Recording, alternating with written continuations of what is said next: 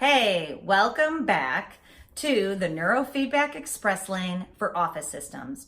Step number one, you need to have a contact form at least on your website. So if you're working with a company that provides you with a landing page, and some companies do, take advantage of that landing page.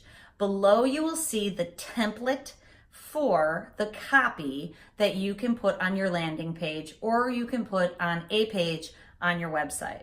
So remember, as a neurofeedback expert, so that you are honed in on and focusing on serving 1 to 4 populations and not trying to serve everybody and in effect then serving nobody, what I recommend you do is advertise for ADHD and anxiety. You know this. This is a no-brainer, pun intended.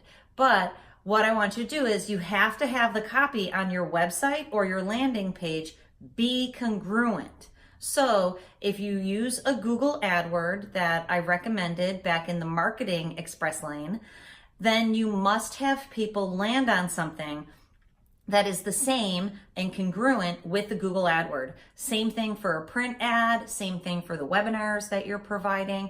There has to have congruency, or it's a bait and switch, or it confuses people, neither of which you want to do.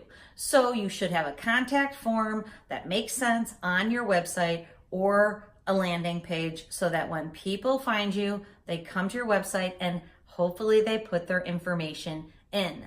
And I've seen some websites that it asks for tons of detail in the contact form, and I don't recommend that. Make it simple. The less amount of information that you require from a person, the more likely they're going to put their information in. So on our contact form, it has their first name and last name, and then it does have their telephone number, but it's not required, but it has a slot for it. And then it has a box where they can tell us why they're contacting us. And usually people will put a 1-sentence blurb in there, which is plenty for me because I just need their contact information to reach out to them.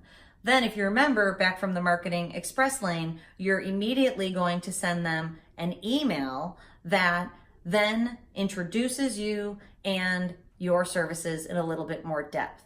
But when they land on your contact form, make sure that it's congruent. Okay, so then you're going to send out the email, and the email template is below that introduces you, and then hopefully that starts engagement back and forth with you. Now you can send that email yourself, or you can have your team or your staff do it. The email is written from me, and I wrote it so it sounds like my voice, but my team sends it out to people unless somebody's writing about something tricky or unique. And in those cases, I prefer to reach out myself, but I use the template.